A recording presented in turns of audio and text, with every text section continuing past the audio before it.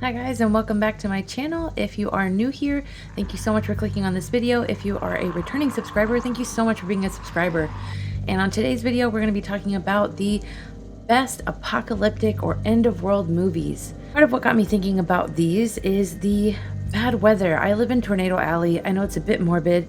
However, that being said, I do watch a lot of end of world crazy weather movies.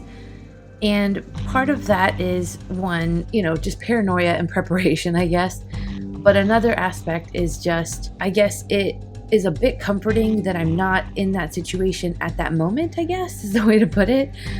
Anyway, because of that, I do have a particular soft spot, starting with, of course, the movie Twister. I have been watching this movie, and I made this shirt for me and my husband, because we go to Universal Studios, and Universal actually had a Twister ride, which unfortunately shut down and got replaced in 2015, and that was before I got to go, so of course I was heartbroken to know that. But anyway, that being said, I just wanted to make sure and let you guys know kind of what got me in the mindset of thinking of these movies. And if you're someone who likes apocalyptic or crazy weather movies, then this is the list for you. Let's get into it. Of the movies that I have absolutely seen time and time again is Day After Tomorrow. That's another one that I can probably quote at random, and it's a problem. I quote a lot of movies at random. I don't know if you guys are people who do that. If you are, comment below, let me know I'm not alone. But this is one that, even though there is some dated CGI in the movie, I will still watch it again every now and then, and I typically will create whole little lists like this, not just for you guys but for myself, because there are certain times where I'm like, ooh, I just really feel in the mood to watch some disaster type movies. That being said, Day After Tomorrow, one of the more well-known Dennis Quaid, Jake Gyllenhaal movies, and Emmy Rossum is also one of the main characters in the movie, and it's just it's a crazy movie start to finish. There's some very interesting things that you pick up or learn, throughout the movie. And honestly, that's one of my favorite parts about crazy weather or apocalyptic movies, is you pick up tidbits along the way that are just important or interesting to know. And I think that's a cool part of watching these movies. But anyway, another of my list is San Andreas. And I know a lot of people may or may not like The Rock and his acting. I understand. I know he is not an Oscar winner. I get it. But at the same time, certain movies don't necessarily call for a super strong acting ability, when they're really more so about the disaster parts of it more than anything. And I think San Andreas is definitely one of those. I can really get past the acting part of it in this one, because there is just so much craziness going on throughout the entire movie that it's just visually striking in a lot of ways, in some of the scenes that they do craft in this movie. And because of that, I think this one is definitely a good one to watch when it comes to disaster movies, because there's just so much going on. There's earthquakes, there's tsunamis, there's just all sorts of things. Unfortunately, these are things that we deal with in regular life all the time, but it also helps you to kind of gain a humility and respect for those natural disasters and what people go through when they are dealing with those. So that's another layer of why I like these movies. But anyway, that is one that I personally like to watch as well, and is on the newer side of the movies on my list. On the other end of that is a few oldies but goodies, which is Deep Impact. So Deep Impact is very similar to Armageddon, and both of those are on this list. They both follow a asteroid potentially hitting Earth, and what happens and how people are planning to try to save the planet when it comes to an ELE or an extinction level event. It's got a lot of different characters and how they play into it, and kind of what the government does in relation to that. And Tia Leone is great in this movie. The way that she kind of navigates the whole thing is just interesting, and she kind of inadvertently stumbles upon the information. But either way, it's got a lot of strong actors in the movie, and a young Elijah Wood who actually discovers the asteroid, and again, just some quotable moments and worth watching, I think. Armageddon is just a classic. I mean, it's Bruce Willis and a crew of guys, from a lot of your well-known action movies going into space to drill into an asteroid. It has Ben Affleck and Liv Tyler, and of course the song that everyone knows by Aerosmith on the soundtrack, but it's an oldie but goodie. I still watch it at random when I can because it's a classic for sure. Another of those is 2012.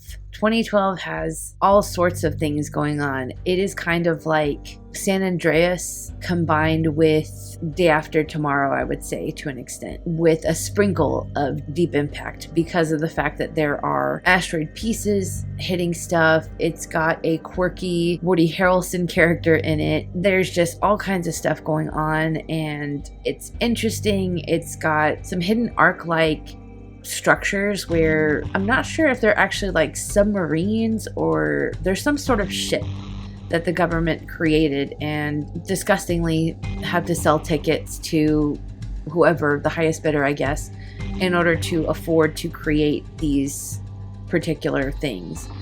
And it's basically the journey of these people and how they're trying to get onto these ships, even though they're, in essence, of grand scheme of things, nobodies, So it's an underdog story, and it's got some good moments. Of course, tons of CGI, tons of nearly impossible or probably impossible or improbable things that happen. But which of these movies don't have that? They pretty much all do, but I still enjoy it. One that definitely hits home is Contagion. Contagion is eerily close to what it was like when COVID hit in 2020 and what that entire experience was like. It is still hard for me to watch that movie now just because of all of the things that happened in that movie and how they parallel to how COVID kind of played out. It's eerie and horrific to think about that we basically had something in a movie that pretty much told us how the whole thing was going to happen. Super creepy to watch now, and if you haven't gone back to watch it,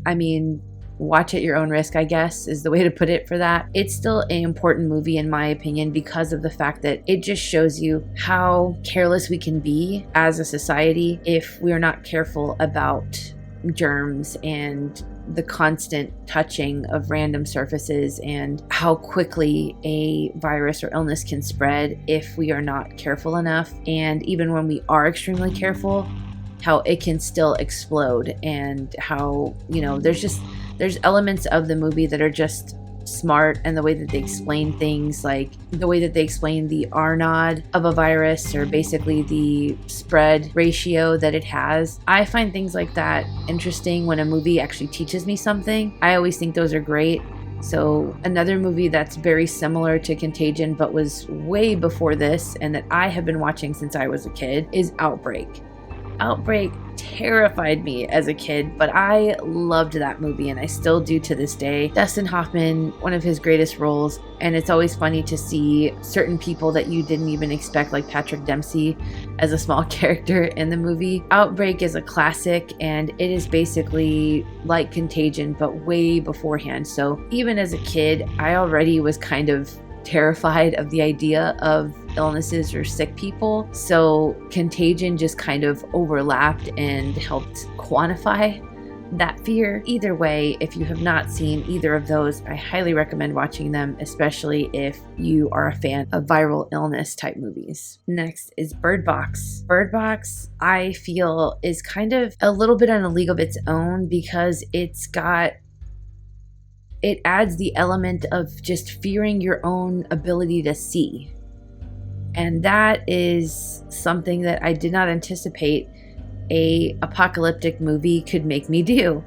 And it's the idea that you basically have to blind yourself in order to survive this situation. And what is more crucial than being able to see when you're in an apocalyptic situation? I mean, it's one of the major senses that you need, absolutely, when it comes to dealing with a world gone upside down. So to have something that causes you to have to fear your own ability to see, that is a bit groundbreaking. It does a great job of building your emotional connection and ties to the characters, and by the end of it, you just are really rooting for the characters. You want to see what's going to happen. You want to see it end well. Because of that, I think Bird Box is one of those standout movies on this list. Another movie that is kind of similar to Bird Box is The Silence. The Silence was one I didn't watch when it first came out. It took me a while to watch it. The Silence is a lot like A Quiet Place 1 and 2, and I think there's also Day 1. And they all make you fear the ability to make noise of any kind, not just speaking, but just noise of any kind, because there are creatures in these movies that have a hyper sense of hearing, and that is how they find and attack and kill people, which is a terrifying idea because, I mean, every little thing we do in life, whether you notice it or not, makes noise, and you become kind of hyper aware when you're watching these movies of those tiny noises that you make, especially if you watched A Quiet Place in theaters. Oh man, I watched that movie in theaters, and I can tell you that you feel just like the characters, where you don't even want to crunch down on your popcorn or slurp your soda because you feel like you're gonna get the characters killed. I know it's nonsensical, but you don't want to make noise in those silent moments because it's so intense that you kind of feel first person in there with the characters, which is brilliant. It's really superbly done, and if you haven't watched the Quiet Place franchise or The Silence, I highly recommend checking those out. What I do like about The Silence and what it does, and what the Quiet Place also does later on in some of the movies, is that it adds the element of the social aspect of how things turn for the worse for the most part when it comes to apocalyptic scenarios, and how often the dog-eat-dog way that things play out sometimes brings out the worst in society. Because of that, I think that The Silence is one of those that stands out in that aspect. So if you have not watched it, highly recommend checking it out. Next is The Forever Purge.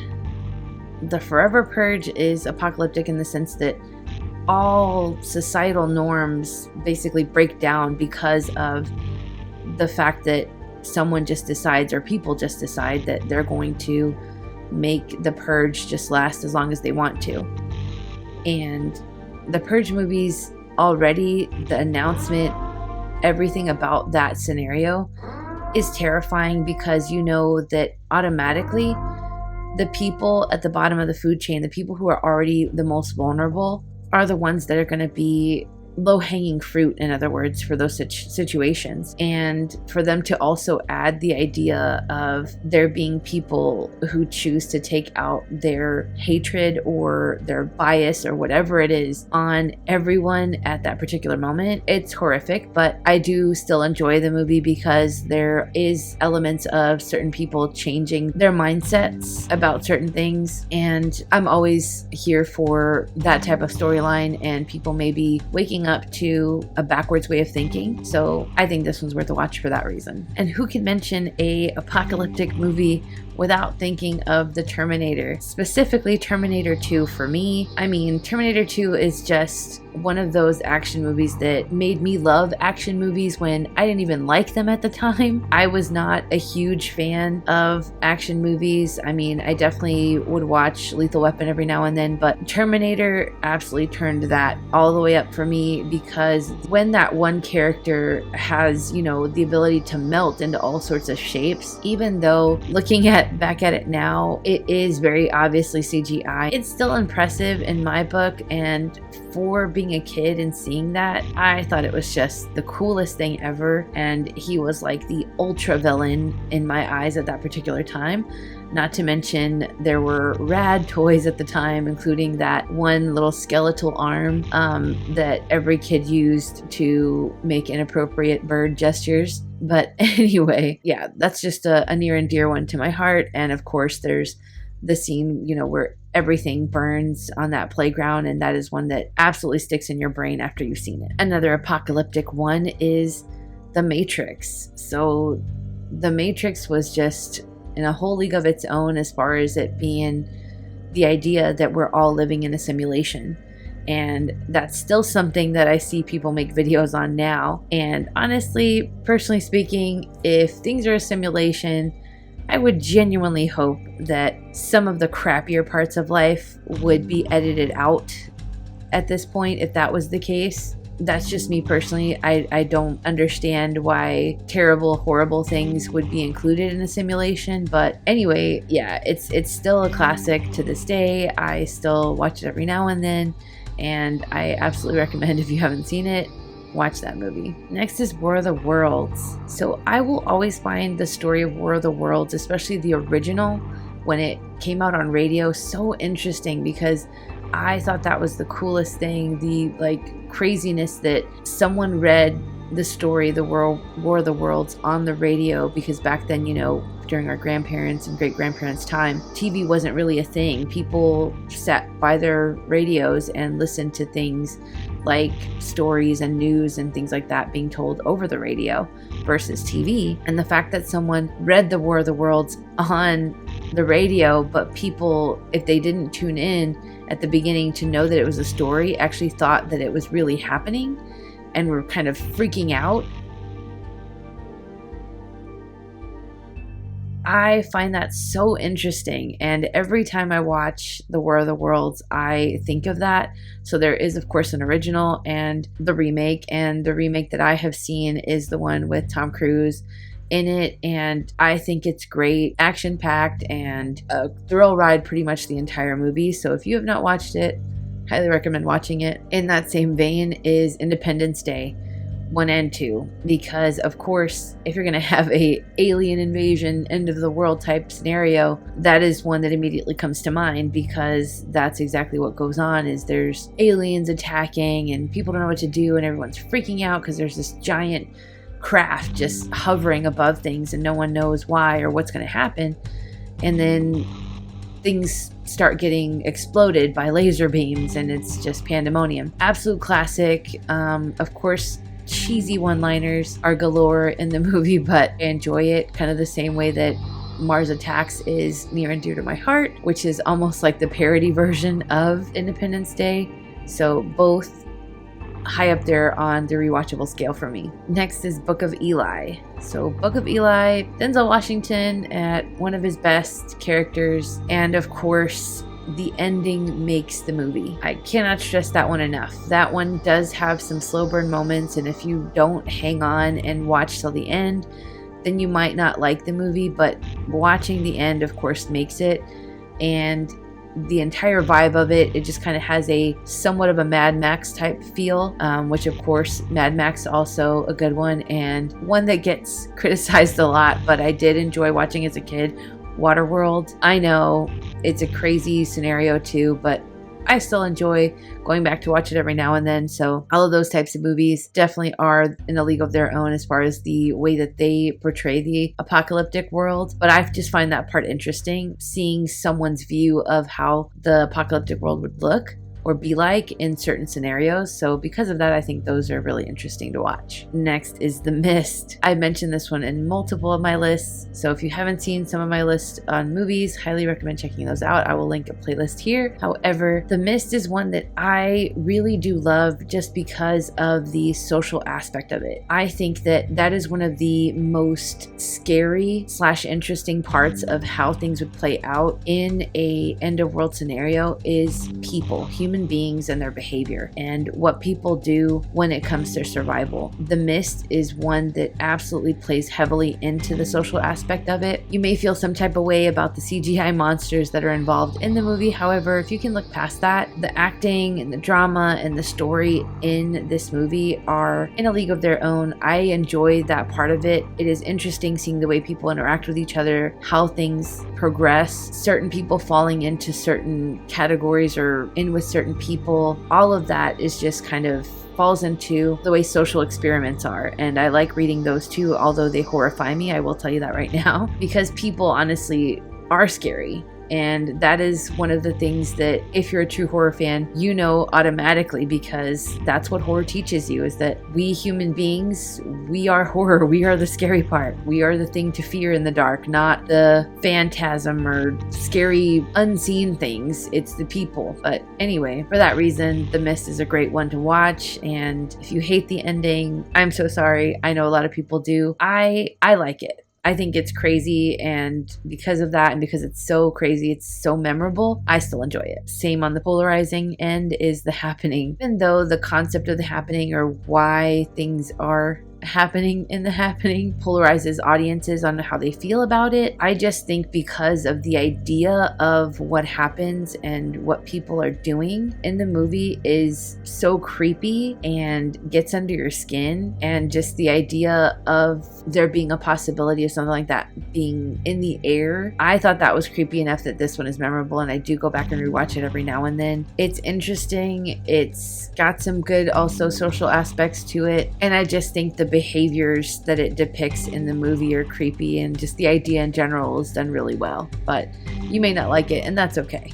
Speaking of creepy, who can talk about end of world movies and creepy behavior and not immediately think of The Crazies? The Crazies is a movie that I watch every now and then with my husband. It is basically like if you mixed a zombie movie with cabin fever with, I don't know, several apocalyptic movies just kind of all mashed into one. And the best part of it is that the acting is really great in it. The lead actor and actress just really knock it out of the park and help carry the drama of it.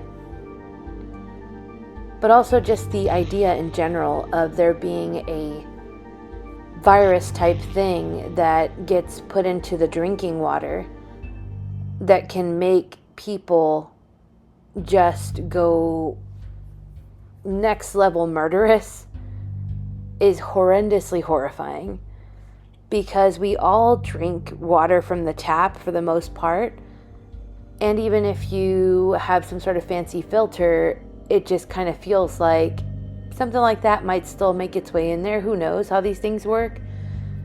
So just the idea of something that's already in your house making you vulnerable, that's a scary thought. So this one is just a great ride. Super good movie. Absolutely scary to the max as far as the visuals, the way that these people behave. I will never, ever, ever forget the scene with the husband and him being in the barn and having the giant tilling machine turned on and his wife standing in front of it, and I just was thinking, oh God, please let her not stand there for too long, because you just kind of get put into that point of view where you're worrying about this poor lady and what's going to happen, because you kind of already anticipate that something is not right with her husband. And yeah, it's just a great movie. So if you have not seen The Crazies, highly, highly recommend watching that movie. It is great. And last but certainly not least are your zombie apocalyptic movies like World War Z or 28 Days franchise.